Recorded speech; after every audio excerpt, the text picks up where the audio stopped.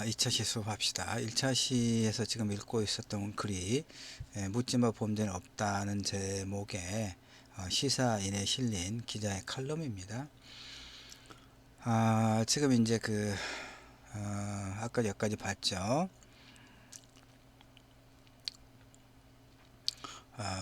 그러니까 지금 여기서 이야기하고자 하는 것은 우리가 흔히 이제 묻지마 범죄라고 하는 그러니까 어떤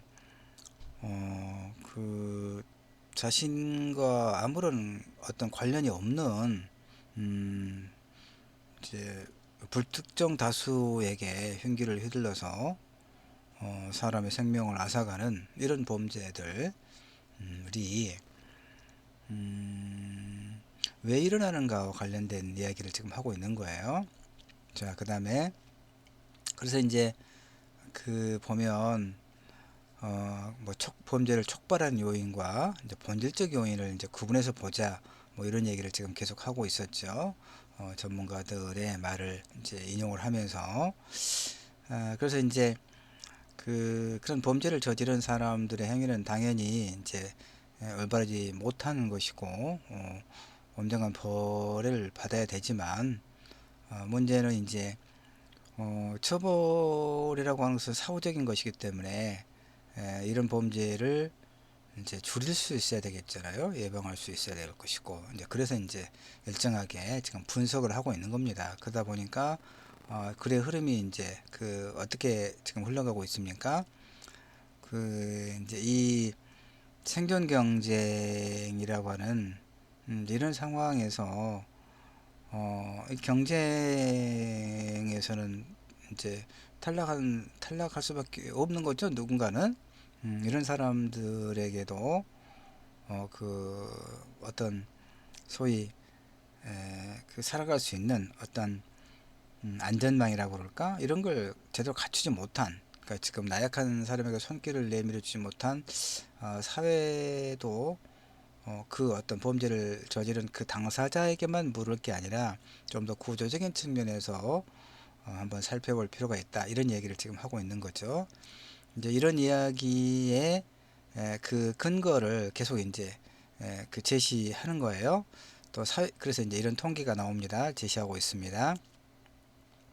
사회 경제적 변화에 따라서 범죄율이 달라진다는 것은 통계로도 뒷받침된다고 하면서 LG경제연구원 2005년에 펴낸 자살, 이혼, 범죄 그리고 경제 보고서에 따르면 자살, 이혼, 범죄 증가율과 소득 10분위 배율, 그러니까 이게 이제 상위 10%의 소득을 하위 10%의 소득으로 나누는 값을 말하는 모양이에요. 소득 10분위 배율이라고 하는 게, 하여튼 뭐 잘은 모르겠는데 이런 어떤 변화 추이가 이제 그러니까 이 자살, 이혼, 범죄 증가율과 소득 10분위 배율의 변화 추이가 비슷한 궤적을 그린다더라, 이런 얘기죠. 다음 페이지 나옵니다. 특히 이제 외환 위기를 겪으면서 소득 양극화가 심해지고 범죄 또한 큰 폭으로 늘었다고 이렇게 이야기를 합니다. 외환 위기 이전에는 인구 10만 명당 674건 수준이었던 범죄 건수가 외환 위기 이후에 강력 범죄와 재산 범죄가 아주 급증하면서 평균 그러니까 10만 명당 1127건을 기록해서 외환위기 이전에 비하면 2배 가까이 증가했다는 얘기죠. 그러니까 세상이 갈수록 살기가 어려워졌고 그만큼 범죄도 늘어나고 있음을 이제 이런 자료가 보여주는 것이죠. 지금 여기 이제 LG경제연구원 보고서를 이제 재인용하고 있는 이런 글입니다. 이와 더불어서 묻지마 범죄도 늘어난다는 얘기입니다. 치정, 복수, 금품 등을 노린 기존의 이제 범죄들과는 달리 현실 그 자체에 대한 불만에서 비롯된 범죄가 증가하고 있다는 거예요. 그래서 경찰청은 2006년부터 범죄 동기별 분류 항목에 현실 불만 범죄를 놓고 있는데 전체 범죄 중에서 현실 불만 범죄가 차지하는 비율이 2006년 0.56%에서 2010년에 0.64%로 이렇게 늘어났다는 거죠. 눈에 확 띄는 증가율은 아닌 것처럼 생각되지만 현실 불만 범죄가 이제 늘고 있는 흐름에 주목해야 된다. 이런 얘기입니다.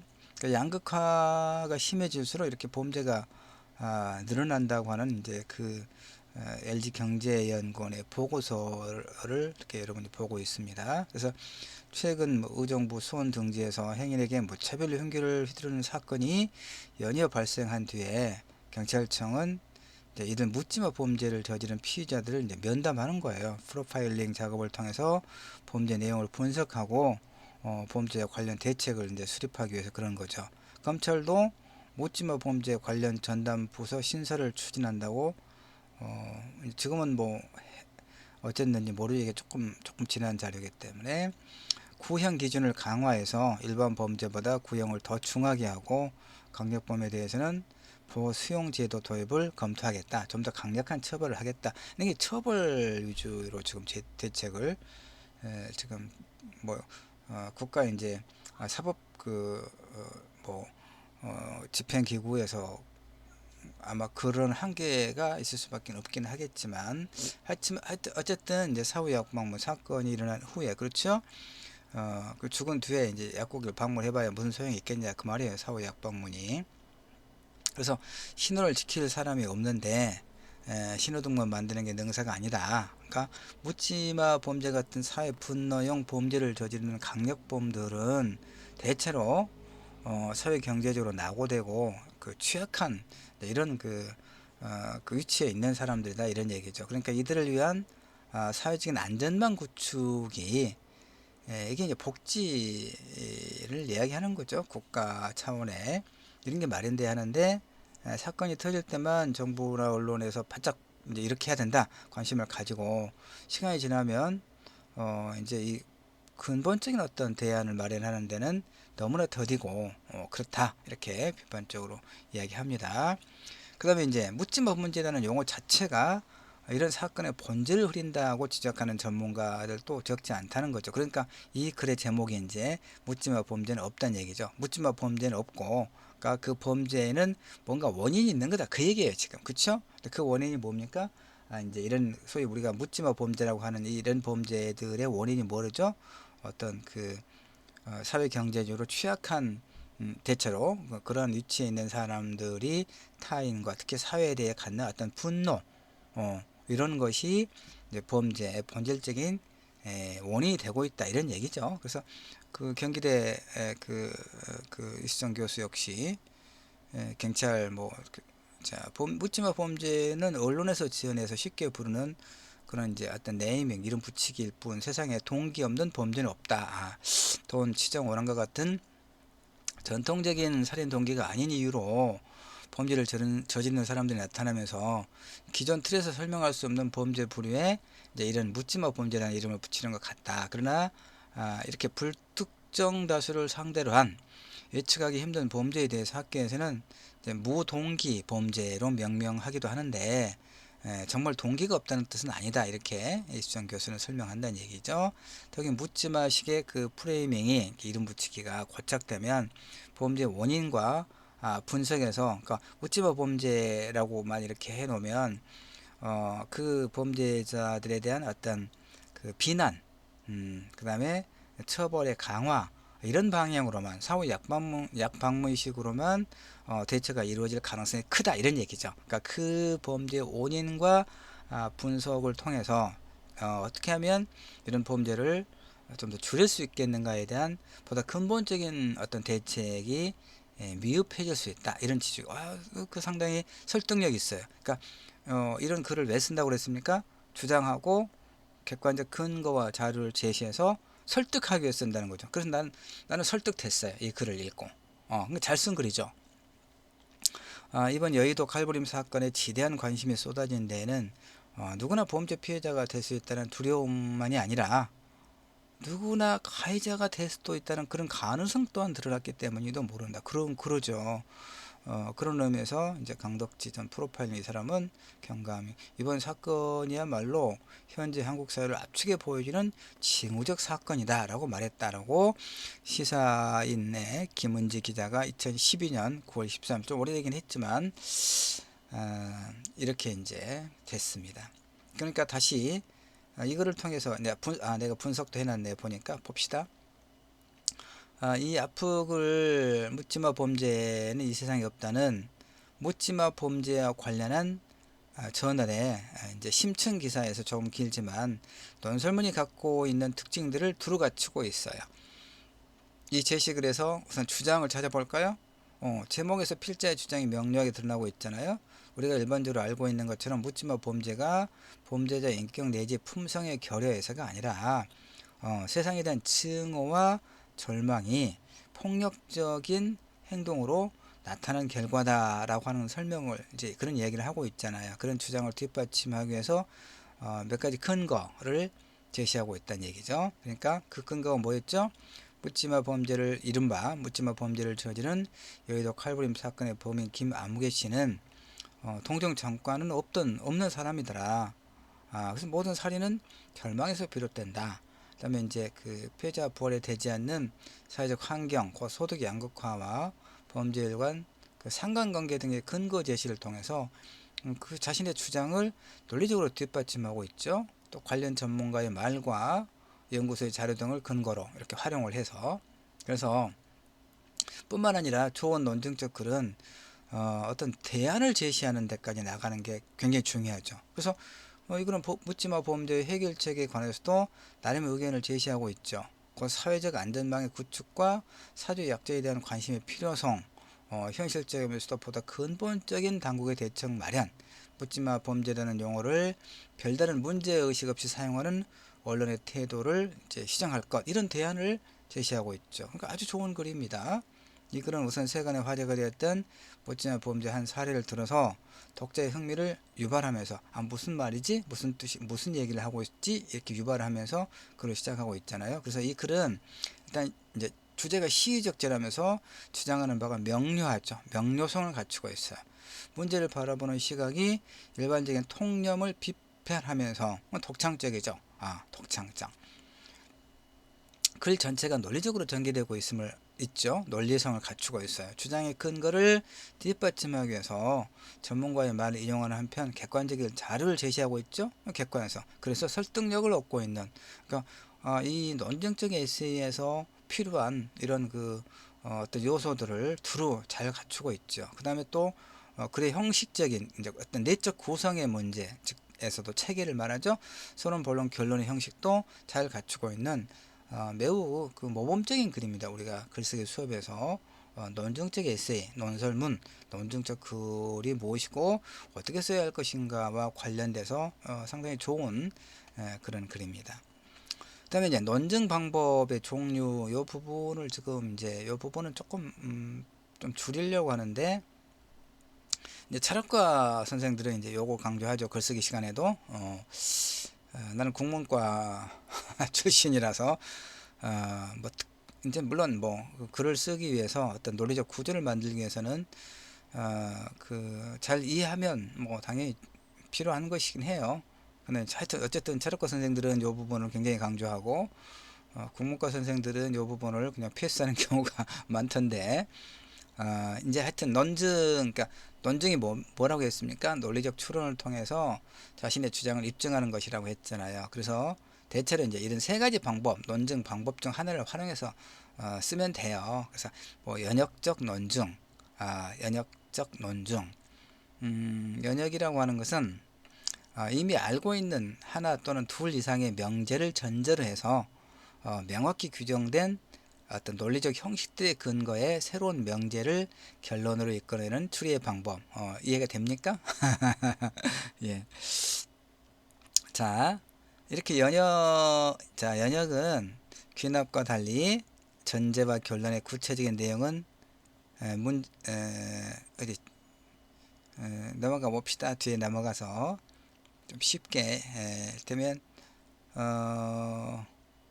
그러니까 연역의 추리 방법 이렇게 우리가 아마 그 배우죠. 고등학교 때. 예. 그러니까 그 가장 많이 이제 연역 추리에서 논증에서 되면 대전제, 소전제, 결론으로 나가는 소위 3단 논법. 예. 그러니까 모든 사람은 죽는다. 그러니까 일반화된, 그렇죠? 그다음에 이제 소크라테스는 사람이다. 그리고 그래서 소크라테는 죽는다. 이렇게 연역은 이 전제로부터 대전제, 소전제, 결론 나가죠. 전제로부터 결론을 도출해내는 이런 형식이잖아요.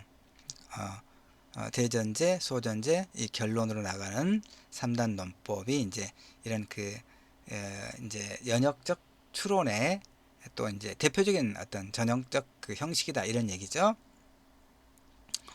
아, 이제 이렇게 쓸 수도 있고요. 그래서 나는 이렇게 지나치게 이제 그 어떤 이 논증의 방법을 지나치게 강조하거나 뭐 그러진 않습니다. 나도 일단 이제 가볍게 안내하고 가는 거예요. 근데 나도 글을 쓸 때 이제 나는 이런 이론, 뭐 연역이냐 귀납이냐 이런 어떤 논증 방법을 크게 의식하고 글을 쓰진 않아요.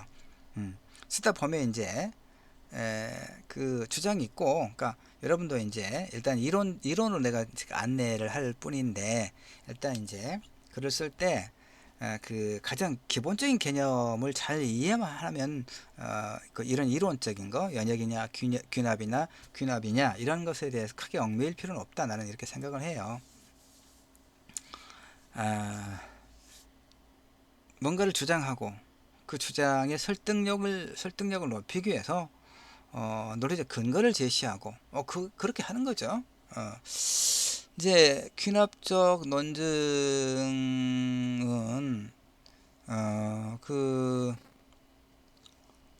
쭉 내려가면 이제 귀납적 추론에도 여러 가지 이제 유형이 있는데, 그러니까 귀납은 주어진 사실이나 현상들의 근거에서 새로운 어떤 정보와 지식을 얻을 수 있기 때문에 일상생활에서도 흔하게 나타나는 사고 방식이거든요. 그러니까 그 다음에 쭉 보면은 뒤로 또 가 봅시다. 그러면 근데 뭐 이제 이제 전제와 결론이라고 하는 전제와 결론. 예컨대 홍길동은 사과를 좋아한다, 수박을 좋아한다, 복숭아를 좋아한다고 하는 이런 전제로부터 홍길동은 과일을 좋아한다라고 하는 이제 이런 결론으로 나아갈 수 있다. 뭐 이런 얘기죠. 그 다음에 유비추론. 그러니까 이러이러한 경험을 통해서 또 앞으로 이러이러할 것이다 라고 하는 그런 이제 추론인데, 우리들은 일상생활에서 이런 유추를 사실은 무의식적으로 행하고 있어요. 되면 둘 이상의 대상이나 현상이 여러 면에서 비슷하다는 이런 걸 근거로 다른 속성도 유사할 것이라고 추론하는 게 유비추론인데, 예를 들면 홍길동은 친절하고 남을 잘 배려하며 인기가 많다. 소크라테스도 친절하고 남을 잘 배려해. 그러면 소크라테스도 인기가 많겠네? 이런 것들, 유비추론. 지구에는 물, 공기, 육지, 사계절이 있고 생물이 살고 있어. 화성에도 물, 공기, 육지, 사계가 있는데 그러면 화성에도 생물이 살고 있지 않을까? 라고 하는 게 유비추론이다 이런 얘기죠. 그러니까 이 세 가지 중에 하나를 논증 방법으로 선택을 한다 이런 얘기인데, 여기에 반드시 얽매이진 않아도 자연스럽게 이제 이 논증적 에세이를 쓸 수 있다 이렇게 나는 주장하는 거예요. 자, 이제 논술문 쓰기 논증적 에세이 과제로 가봅시다. 이제 여러분은 이제 내가 따로 과제방에 제시를 하겠지만 2차 리포트 20점짜리 비평문은 10주차에 3차 리포트 이 지금 설명하고 있는 논증적 에세이는 12주차에 제출을 해야 될 건데, 이제 제출하기 전에 이제 써야 될 거 아닙니까? 이 이론 공부도 하고. 그래서 논술문 쓸 때, 논증 에세이 쓸 때 이제 이 과정을 일반적으로 이제 이 과정을 거쳐요. 우선 글감과 주제를 찾아야 되겠죠. 개인이나 집단 사이의 입장과 관점이 달라서 띄어쓰게 돼야 되는데 안 됐네. 관점이 달라서 의견 차이가 크게 드러나는 이제 어떤 문제점을 찾아봐야 되겠죠. 근데 그래서 내가 이걸 그 8주차에 중간고사 대체 과제물 논증적 에세이를 쓰라고 할 때 몇 개 사례를 들었고, 그 소위 말하는 명제, 즉 제목으로 사례를 좀 들었고, 그 다음에 이제 하나의 예를 들어서 그 계속 설명했던 게 뭐 사형제도 같은 이제 사형제도를 폐지할 것인가 유지할 것인가 이렇게 이제 하나의 글감 및 주제를 예를 들어도 주었잖아요. 이 그때 이제 여러분이 공부했던 것 중에서 소위 논제를 스스로 찾아보라고 얘기했죠. 이그 논증적 에세이도 그렇게 할게요. 여러분이 그러니까 여러분이 찾아보는 거예요. 내가 무엇으로 해라. 물론 이제 우리가 그 강의실 수업할 때는 이제 이 공부를 마친 다음에 모둠을 구성을 해서 모둠에서 자체적으로 한 뭐 30명 우리 이제 30명이니까 보통 글쓰기 우리 분반에 지금 30명이었는데 그 유학생 한 명이 있습니다. 그리고 이제 두 사람이 아마 그 도중에 휴학을 했어요. 한 5, 6주차? 한 6주차, 5주 6주차 정도에 휴학을 했어.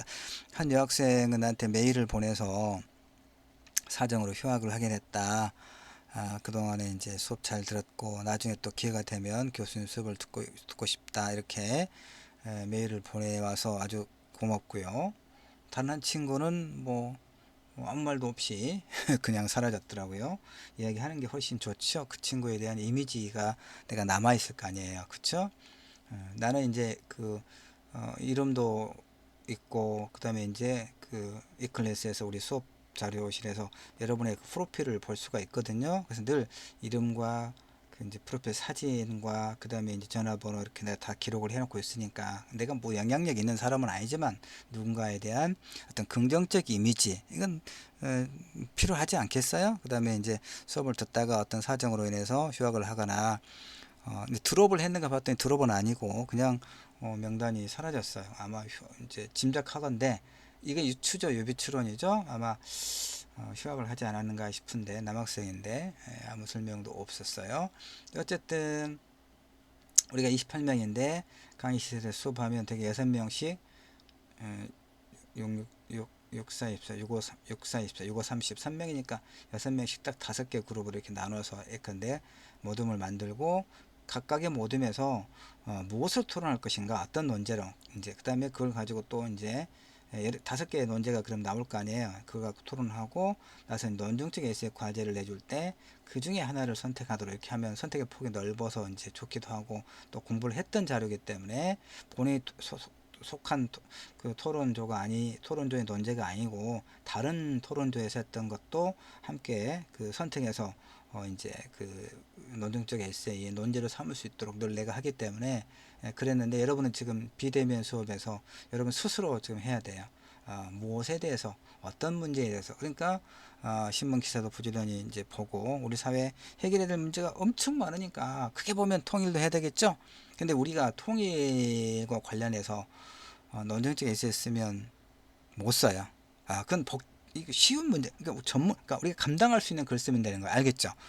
수없이 많은 너무 어려운 문제를 나도 못 써요. 그거 아주 그 당위론적인 글로밖에는 안 될 거니까 뭐쓸 수는 있겠지만 하여튼 조금 위험부담이 많은 왜냐하면 자료를 많이 읽어야 되고 다른 나라 사례도 비교해야 되고 그러니까 A4 뭐한그 2페이지나 3페이지 정도의 이런 분량의 리포트에 남북 분단을 극복하고 통일을 나아가자 이런 주제로 글쓰기는 사실 거의 어렵다, 가능하지 않다 이런 얘기를 좀 해주고 싶어요. 어쨌든 글감은 여러분 찾아봐야 돼요. 공부니까. 그 다음에 그 문제에 대한 여러 사람의 의견이나 자료를 당연히 분석해야 되겠죠. 자료 찾고 분석해야 되겠죠. 그 다음에 이제 그 자신의 주장과 근거를 또 정리해야 되겠죠. 정리하고 그러니까 논증을 재구성해야 된다 그런 말이에요. 그 다음에는 이제 쓰고 써야 되겠죠. 쓴 다음에 이제 스스로 또 평가해 봐야 돼요. 되게 그 리포트를 써내라 그러면 이제 글쓰기 자체가 어려우니까 일단 써서 그냥 내버리는데, 그러면 오타도 있고. 그러니까 내가 하고 싶은 말은 무슨 얘기냐면, 쓴 다음에 일단 출력을 좀 하세요. 출력을 해서 글의 흐름에는 이제 어떤 호흡이 자연스러운지, 그 다음에 어법에 맞는 그런 이제 문장으로 이렇게 썼는지, 그 다음에 주장과 근거가 이렇게 잘 배치되어 있는지, 그 다음에 소론과 본론과 결론에서는 이렇게 논리적으로 체계가 잘 마련되어 있는지, 이런 것들을 출력을 해서 한번 검토를 해봐야 돼. 근데 우리 이제 그 학생들은 집에가 이제 프린터가 없는 경우도 또 많아서 사실은 좀 쉽지는 않지요. 쉽지는 않습니다. 어쨌든 여기까지 일단 2차 시하고 또 쉬었다가 3차 시 이렇게 조금 빠른 속도로 나가고, 이제 논증적 에세이를 썼던 우리 학생의 예전에 어떤 과제물에서 제출했던 우리 학생의 글을 한번 검토하면서 어떻게 쓰면 좋겠는지 이어서 계속 공부해 보도록 하겠습니다. 2차 시는 일단 여기까지 할게요.